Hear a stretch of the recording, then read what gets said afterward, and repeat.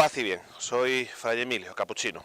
Cada vez nos queda menos tiempo para acabar nuestro año litúrgico, quedan 5 semanas del tiempo ordinario y la palabra de Dios nos sigue invitando a revisar las actitudes básicas de un discípulo, de un seguidor de Jesús. Hemos visto la fe, hemos visto la caridad, hemos visto la humildad. Hoy el Evangelio y la primera lectura nos proponen un tema también muy conocido y del que Jesús nos habla muchas veces, que es la oración, o mejor dicho, la perseverancia en la oración. Lo vemos en la figura de Moisés, en esa oración por el pueblo durante la batalla, y lo vemos en el Evangelio con esa mujer que insiste en pedir ese favor al juez injusto. Por otro lado, el apóstol San Pablo en la segunda lectura nos va a hablar de la palabra de Dios. Una palabra de Dios, como nos recuerda el profeta, que muchos de nosotros hemos aprendido en la infancia, pero que sigue siendo tan válida y tan importante en nuestro existir y en nuestro caminar. Y sin duda que la palabra de Dios no es solo letras bonitas en un libro que tenemos en la estantería, sino que la palabra de Dios es algo que está vivo, que sigue vivo porque quiere seguir dándonos vida.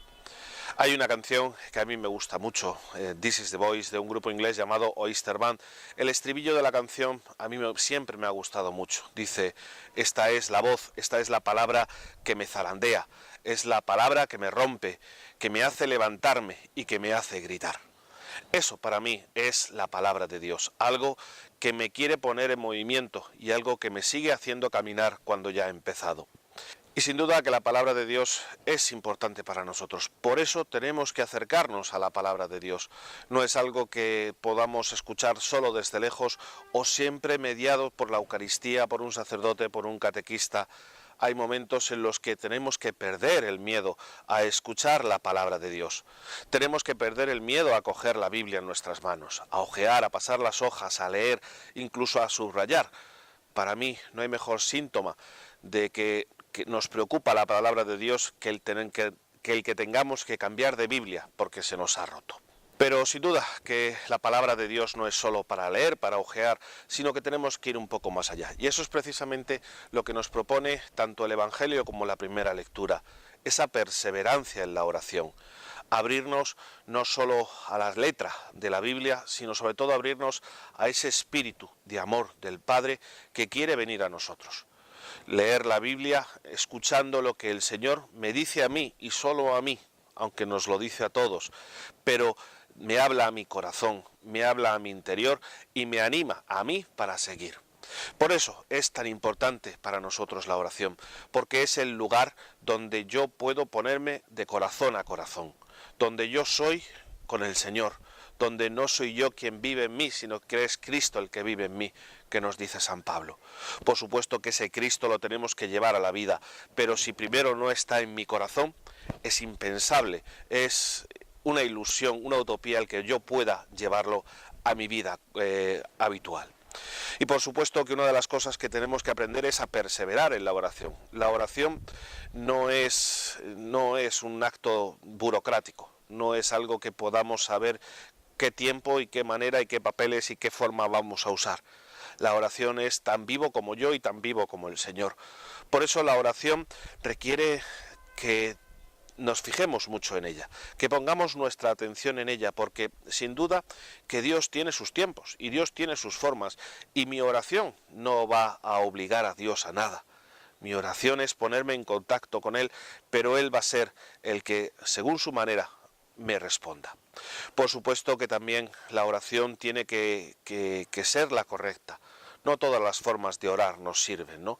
Siempre cuando oramos tenemos el riesgo de hacer oraciones egoístas, ¿no? Oye, dame, o haz daño a mi vecino, o haz no sé qué. Esa oración egoísta Dios nunca la va a responder. Tampoco va a responder una oración que sea de la codicia, no quiero, dame. No, tampoco es un acto de magia. Yo te rezo y tú me consigues. No, eso es demasiado infantil. La oración que nos pide el Señor y la oración que Él espera es la oración de un corazón adulto que se abre a Dios para escuchar su voluntad, para recibir su ayuda, para recibir sus dones, pero al mismo tiempo para activar nuestra propia vida. Por eso a veces hay que vivir como una experiencia de Dios su silencio. No es malo escuchar el silencio de Dios. A veces es la manera que Dios tiene de decirnos, pero hijo mío, ¿qué me estás pidiendo? Por eso, hermanos, la oración es tan importante. Y hay un último detalle que a mí me gustaría recalcar en el día de hoy, y es precisamente la actitud de la mujer.